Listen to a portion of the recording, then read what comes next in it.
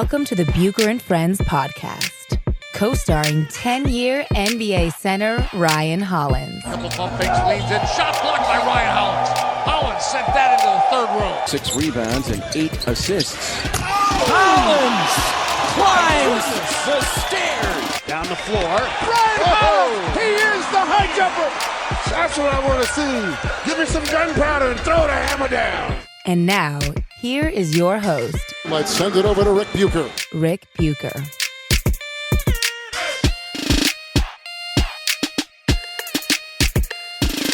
Welcome to another episode of Bucher and Hollins, last one of the week, part of the United WeCast Network subsidiary of Bucher and Friends. I'm Rick Bucher. He is Ryan Hollins, NBA vet. You can find him on ESPN, NBA Radio, and of course here, also on Twitter at the Ryan Hollins. All right, so I have a question. As you know, I had this LeBron story that has, last I heard, it's closing in on 1 million clicks. And part of that is because I did the tour. We used to call it the car wash at ESPN. I'm sure you still call it that there, where you do radio, TV, whatnot. This was the Universal Car Wash. I did Dan Patrick's show, Rich Eisen's show, Doug Gottlieb's show, and a friend of yours, Jason Smith's show, who does the overnight show on Fox Radio. And he knows that we do a podcast together. And I forget how we got on the subject, but we were talking about fanboys and people having fanboys. And then he said, if you need to ask Ryan how much the clothing that he's wearing costs. Because apparently you and Jason routinely have a thing where you figure out who's wearing the cheapest clothing at any given time. And you generally win, which people I think would probably find surprising since you're not only an NBA vet, but on Instagram, I see photos of you all the time decked out in these killer suits. And for anybody who doesn't realize, when you are 7 feet tall, they're custom suits. You're not buying anything off the rack. So I want to know what your secret is. How is it that you're beating out some radio Goomba? You're somehow you're popping tags better than he is. How's that happening? Well, I take real pride in my cheapness, for one. And, Jason had to learn that he can't out-cheat me. And then he threw it out and things really got competitive between me and Jason Smith. And it got all the way down to underwear.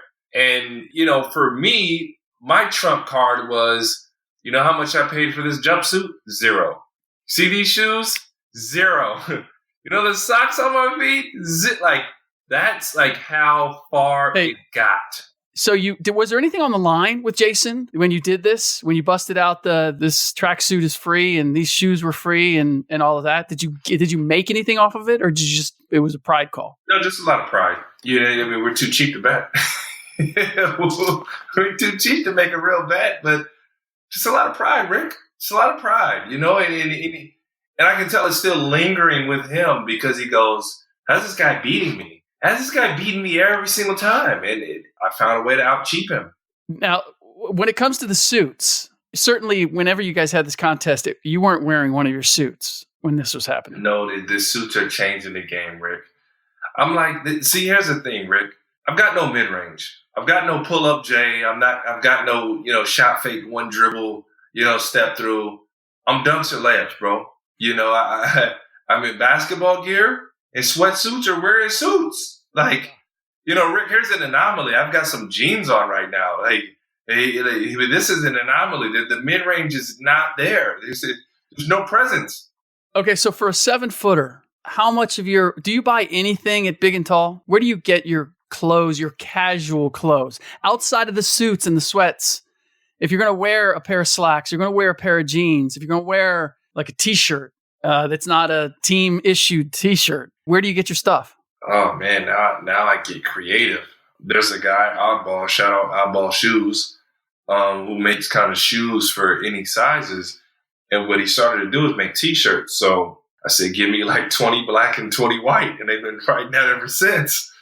When it comes to jeans, there's actually a guy, social media is amazing, by the way. And he was like, I'll make you a custom pair of jeans. And I was like, cool. I rocked those jeans for a very long time. And then I finally had to break down and get somebody to create me the same pair of jeans with the same cut. So I got a couple pair of those just recently, but I really didn't have jeans, For what? Where's sweatpants? There's no mid-range. You think I'm playing around with this mid-range thing? There's no mid-range. And my shirts, my shirts are like large, tall.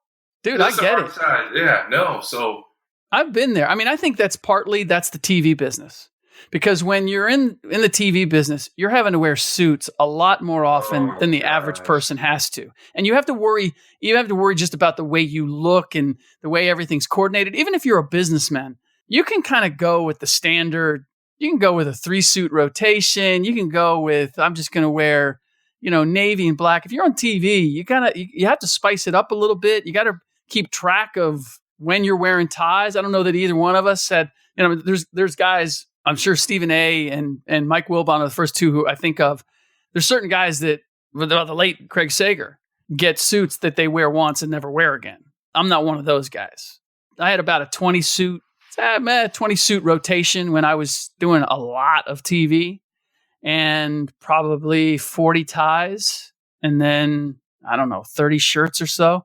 And you mixed and matched so that you were always kind of coming up with new combinations, and it always looked a little bit different. But as a result of that, putting all that mental energy into that, when I wasn't on TV, dude, it was surf shorts and a hoodie and slaps or whatever. It was as cash could be. And sometimes when I went in and did TV, if it was remote, I'd go in, I'd bring my suit with me. I'd put the top half of the suit on, and then I always made sure in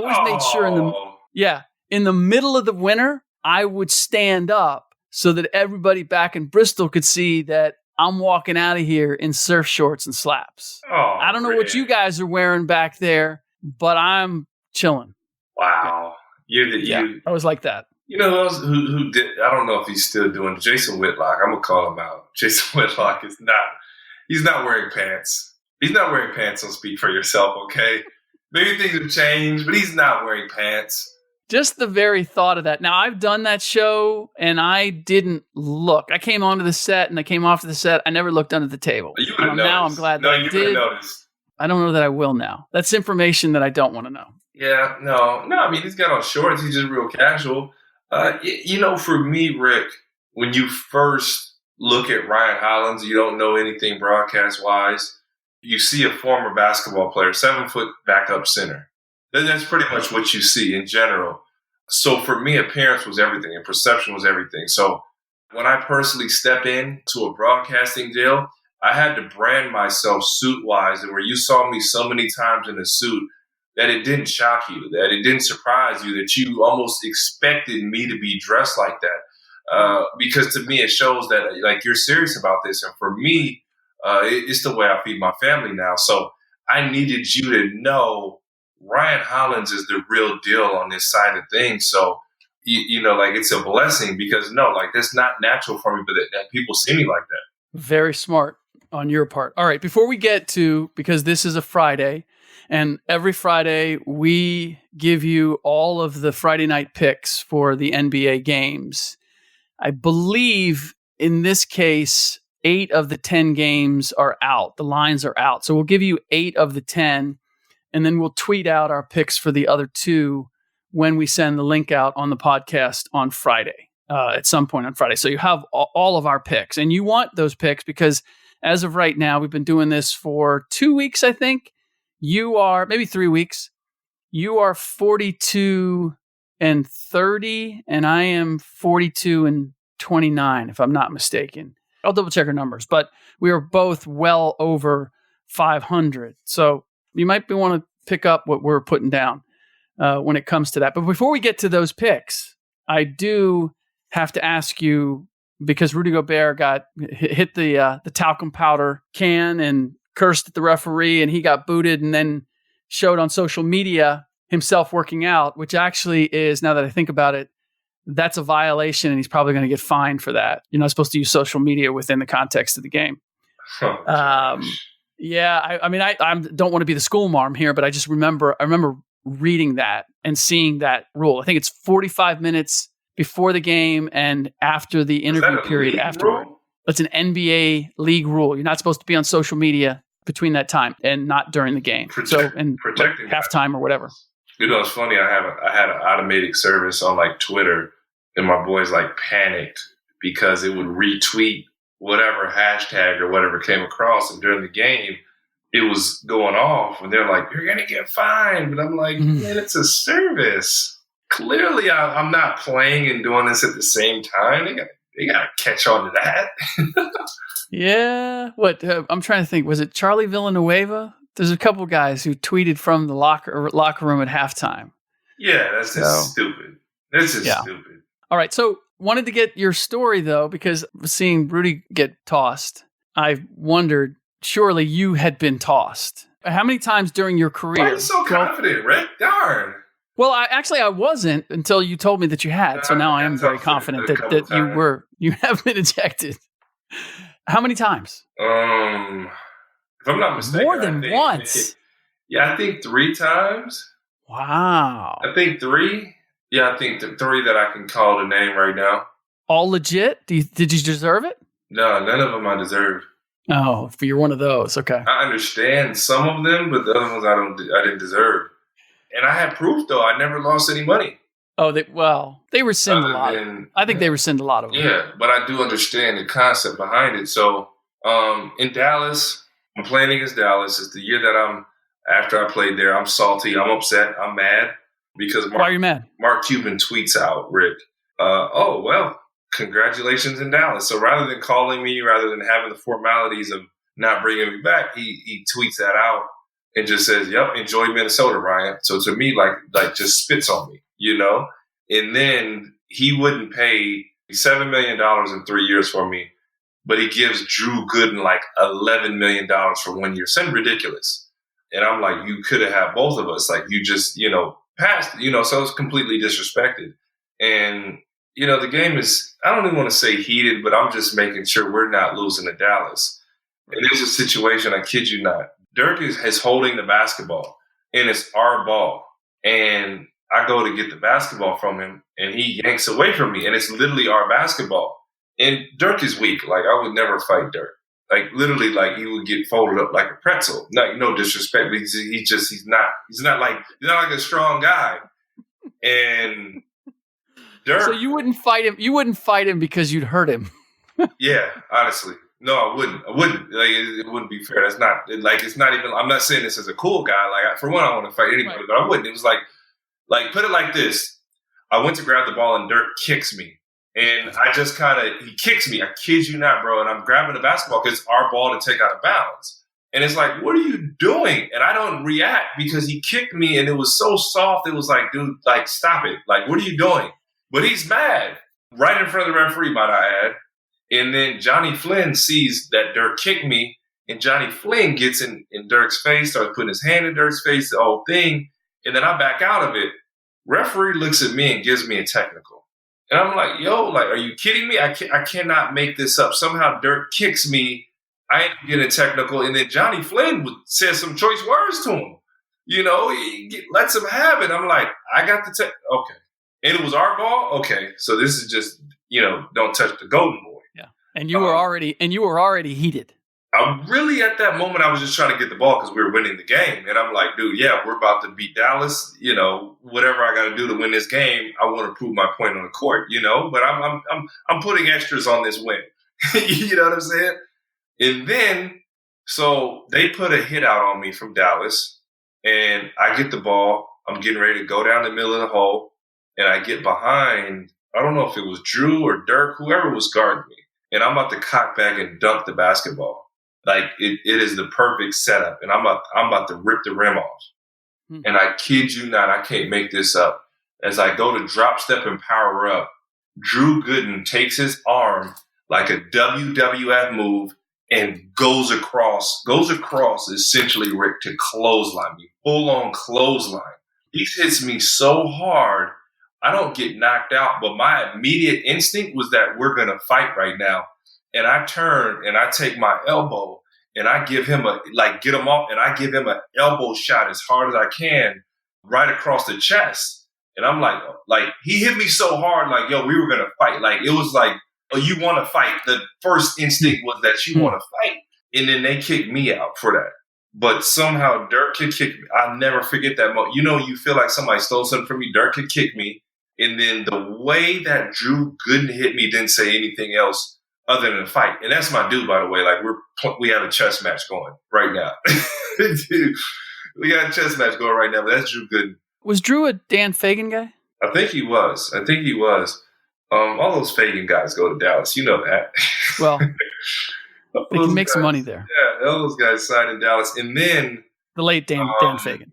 The other time I got booted, well, there's a couple times. There's actually 4.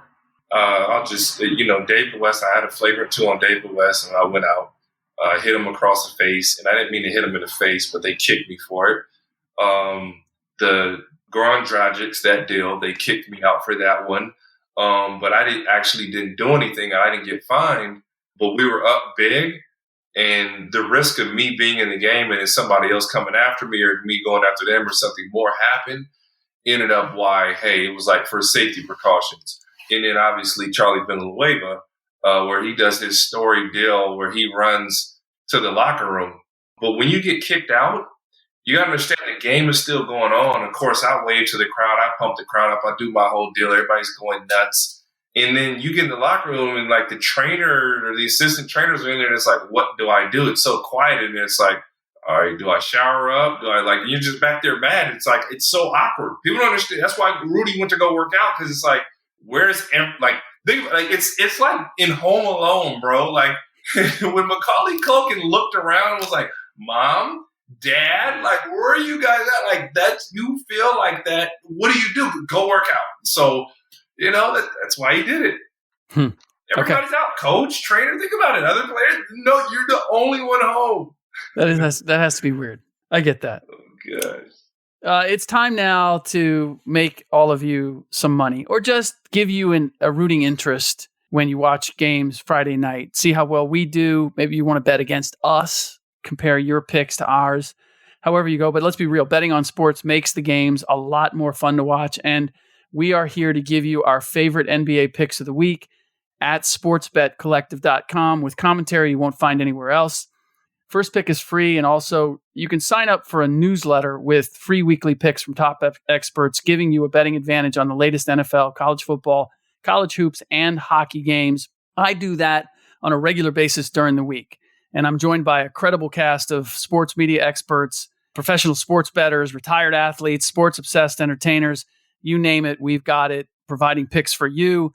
The only common denominator is that they all are good and are all batting, as far as I know, over 500. Some of them are way over 500. So you want to check it out. Whether you're seasoned sharp or total sports betting beginner, sportsbetcollective.com provides a very affordable way. This isn't this $19.99 stuff. This is $1 or $2, and you can get picks and beat the odds no matter the size of your bet.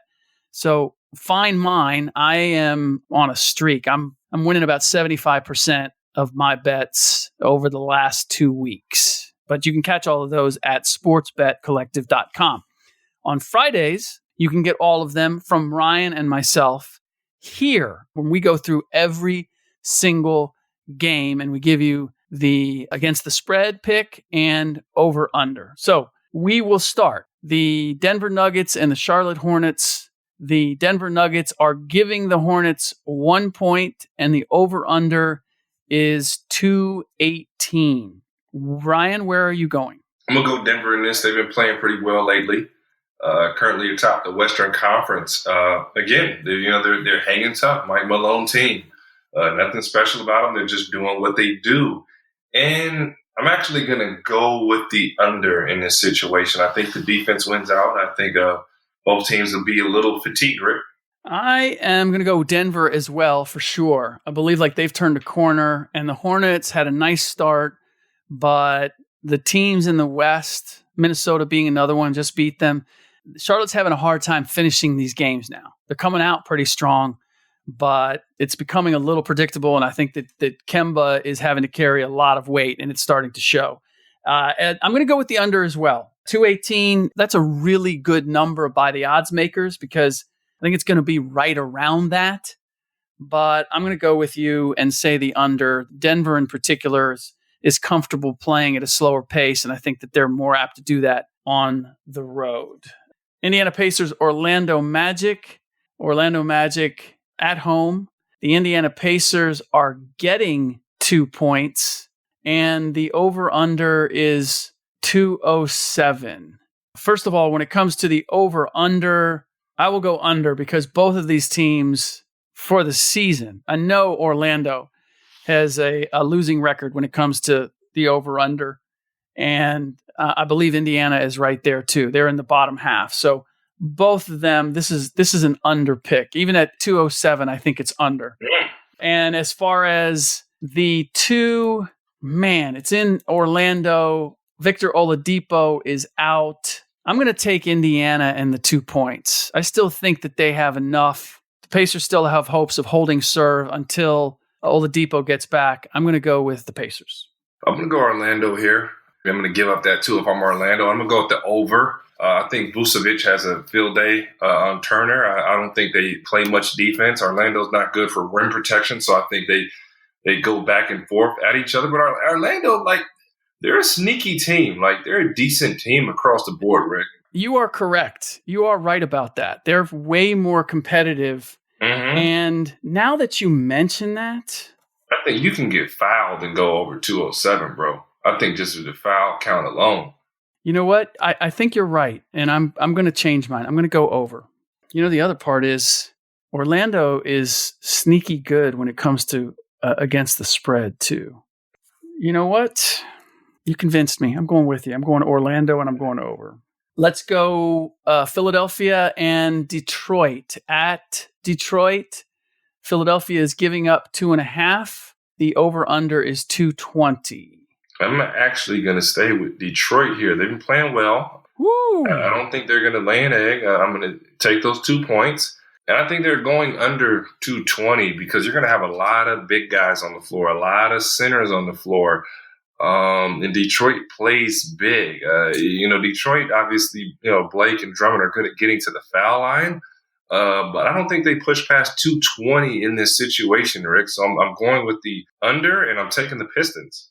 As much as I like Detroit, who just smacked them? Milwaukee. Milwaukee smacked them. Yeah, you know what? I'm going to go Philly, and I'm going to go the over because I think that this is another opportunity for Embiid. Embiid's unhappy with the way he's playing. Embiid and Drummond. He does a number on Drummond. He is so deep in Drummond's head. I'm taking Philly today and every day until further notice. Okay, Kings and the Cavaliers.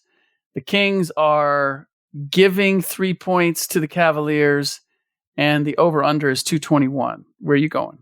I'm going Sacramento here. We're going to give up that 3, and I'm going to go with the over because Sacramento, they almost to their detriment, they push pace, but Cleveland's not good enough defensively or even offensively to go back at them to stop them. So the game is going to be played at the Kings' pace, whether Cleveland likes it or not. Yeah, I'm with you. I'm going to give it to Sacramento. I don't know if you know, but Sac's the second best team in the league to Dallas when it comes to against the spread. 14-8-1. So I'm going to do the same. I'm going to go Sac. I'm going to go the over. Although the over is what I'm a little bit worried about because Sac plays at a fast pace. They don't always score. Yeah. Their offensive efficiency isn't equal to how fast they play. I think they're top 3 or 4 in pace, but they're like 11th when it comes to actual scoring efficiency. But anyway, I'll roll with that over. I'll take my chances. All right. Toronto Raptors and Brooklyn Nets. The Raptors are giving 9 points and the over-under is 221. I'm going to go with Brooklyn and I'm going to take the 9.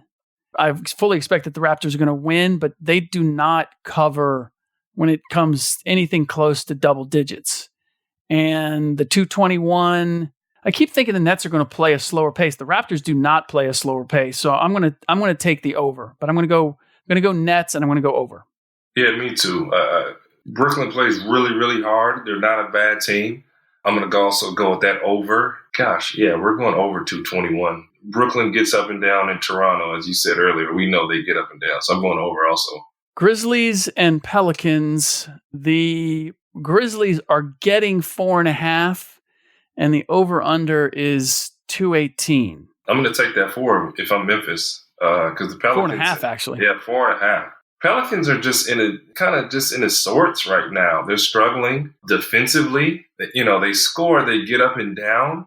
The thing that hurts you with Julius Randle when he's only the only big on the floor, he's a great rebounder, but he's not a rim protector. So you get really naked inside when you play him, you know, by himself, and they do that a lot in spurts. And I'm gonna go up the under because Memphis is just gonna milk this bad boy out at their pace, man. Golly, Rick, they play so slow, and it looks even slower because everybody's so fast now.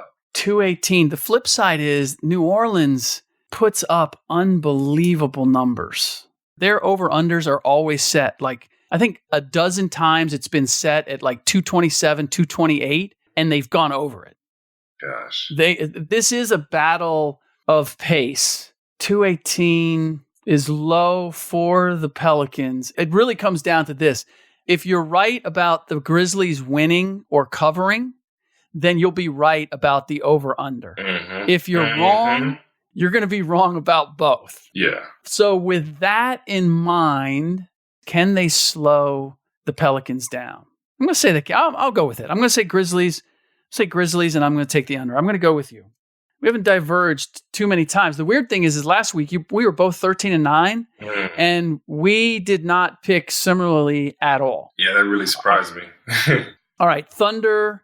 They're giving 8.5 against the Bulls, and the over/under is 216. I'm going to take Chicago here. I just don't think Oklahoma City is just really going to be trying to put the game away, but I'm going to go over 216 just because the Bulls try to play at a different pace, but I don't think Oklahoma City really just puts them away. They win the game, but I don't think they cover 8.5, Rick, and not at home either. Yeah, not in Chicago. They got a new coach, Jim Boylan. He's really emphasizing. He had a 2.5-hour practice after their loss the other night. He went Thibodeau on them. Said he's going Tibbs on them. He absolutely is. He said this team's not in shape, which you can't help but think that that's a shot at Fred Hoiberg. Straight up. Boy, this is really going to be a test. Does this team respond to Boylan? I have to go over because Thunder just play too fast. You don't think of them playing fast because their defense is good. Well, they don't shoot it. They don't shoot it well. Yeah, but they defend like hell. I think OKC can. I think they're going to run away with this one. I think they're going to test Jim's grasp on this team right out of the gate. I'm going to go OKC, and I'm going to go the over. So you said Chicago and over? Mm-hmm. Chicago and over. Okay, and I'm saying OKC, and I'm going over. All right, Lakers and Spurs. The Lakers are getting a point, which is interesting. It's in San Antonio, and the over-under is 226. So here comes the test of your theory that it's really hard to beat a team twice. Now, the Spurs won the first two contests. The Lakers just beat the Spurs a couple days ago in LA. This game is now in San Antonio. Which way are you going? Gosh. As much as I would like to give this to the Lakers because I know they're more talented, I'm actually going to go with San Antonio, and I'm going to take the over. I just think LeBron is going to get in a situation where he gets frustrated with the young guys because they don't know how to play San Antonio in San Antonio quite yet. Mm-hmm. And I don't think he wants to give you 4 quarters of greatness. He wants to give you a 4th quarter of it. I just don't think the young guys give you enough, but I think they go over also. And both these teams, they can't defend each other. I mean, seriously, like DeMar has a field day, Aldridge has a field day. Like it's bad on both their ends. I am going to go the over, but I'm going to go with the Lakers. I'm going to go with the fact that they are more talented and they need this win to even the season series between the two of them. And that's going to be enough motivation to get it done. The Spurs have shown an awful amount of resilience. They've taken some really bad losses. And even the game against the Lakers the other night kind of went down to the wire, which I think is better than if it had been a blowout. If it had been a blowout, I might even go the other way and go with San Antonio. But I think the Lakers are aware of we can't let go of the rope against San Antonio. I think they learned a lesson. We're at home and we eked it out. On the road, we need to be even better. I'm hoping that they're going to think that way. All right. So there are going to be 2 more games. There's a Warriors game and a Phoenix game that the lines are not up yet. So we will reconnoiter in the morning, Ryan and I, and get our choices. And then we will tweet those out along with the link to this podcast. So obviously, if you're listening to this, you found that link. But if you found it just through your subscription, go to @BucherFriends or one of our Twitter feeds, and you will see the tweet with the additional picks if you are interested in those. In the next podcast will be Monday. I will be joined again by Will Blackman. We'll break down everything on Sunday when it comes to the NFL, start looking at the playoff picture. In the meantime, enjoy your weekend. And as always, for Ryan and myself, thanks for listening.